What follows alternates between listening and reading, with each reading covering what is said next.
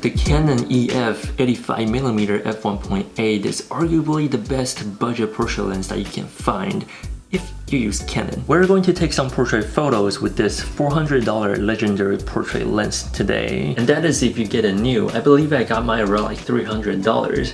And right now the price is, never mind, it's actually $499 now. I actually don't remember if that's always the price. I'm pretty sure I didn't get it for a $500.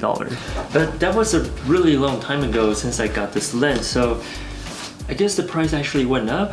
That's a good thing, I guess. 30 plus years. I guess that's how a lens can actually age like a fine wine.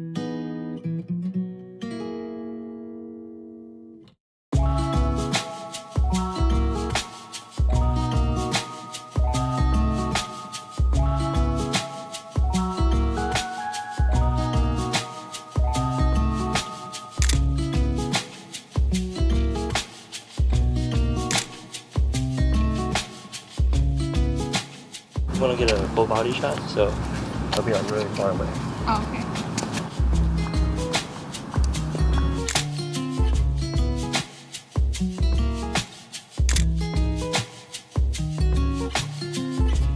So I brought you this. What is that? Oh my god, a bubble gun! Yeah. Wow, how exciting. Alright, I'll take that. Switch weapon. This is fun. Alright? Did you buy it? Yeah, I got it a long time ago. Oh. Yeah, I hope it works. It's gonna be like mine that one time.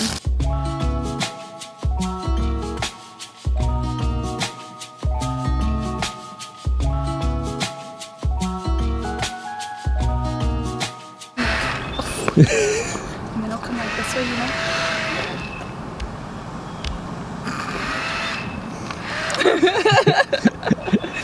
know? Okay, I think we have to wait for the wind. Because it's going that way, but yeah. we won't let it around you. We just have to get the timing right. Oh, right now it's good.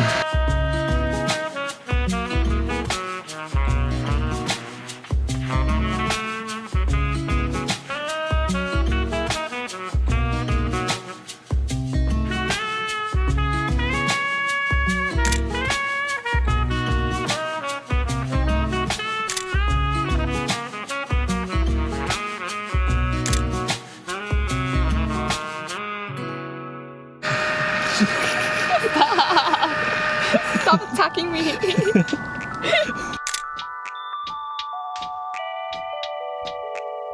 You look pro.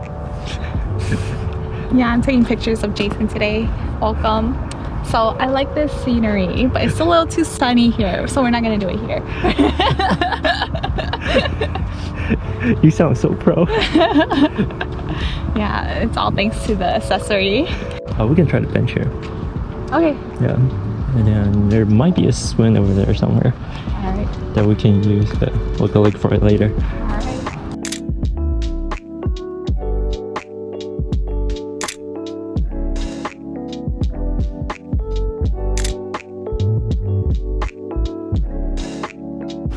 You want to try on my bag? No. It's not heavy. No. It looks big, but okay, fine. No. It looks heavy, so it must be heavy. No, it feels fine. No. It feels very light. That's a lie. I'm not lying. That's a whole lie. Okay. Oh, it looks okay. Like safe. Right? Yeah, yeah, it's safe. But I'm just saying it's lopsided, so. Oh, like you're like slanted. Yeah, like this way.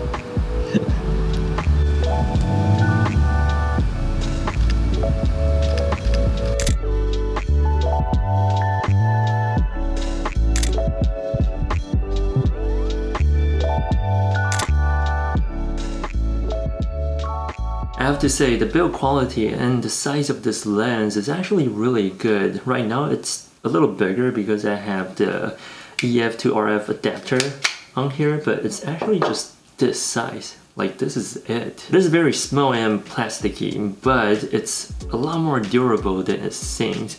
I've actually dropped it a few times and it still works like a charm. It's a very simple build. You only get one button right over here with the autofocus and the manual focus. And right in the front you have this control ring which controls the manual focus if you want to use that. By the way, there's no image stabilization on this lens, which is a bit of a bummer, but considering its price and what this lens can offer, it's actually a pretty good deal already. So do try to keep the shutter speed at or above hundredths of a second at least, because you will most definitely get camera shakes at 60ths of a second. And unfortunately, no, this lens is not weather resistant because there's no rubber ring around it. Now the one thing I love about the 85mm is that compression background. Basically, it brings the background closer to the subject in a photo, and that is very useful, especially if you're trying to isolate your subject alone by itself, or if there's like distractions around your scene and where you want to hide. You can always just turn to f1.8 and try to turn the background and everything around it into mush.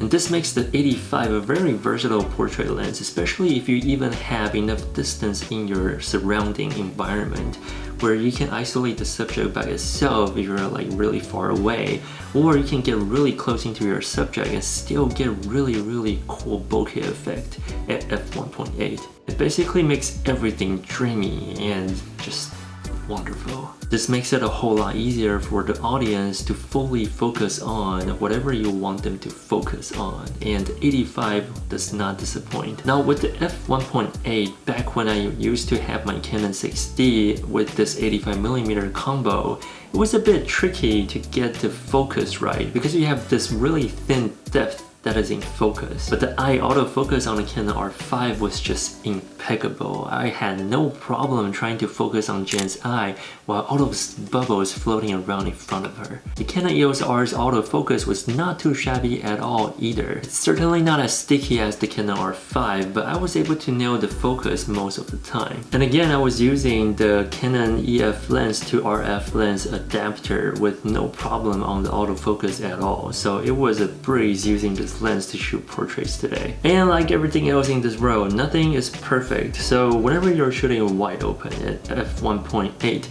you'll most likely get this purple fringing chromatic aberration around your photos.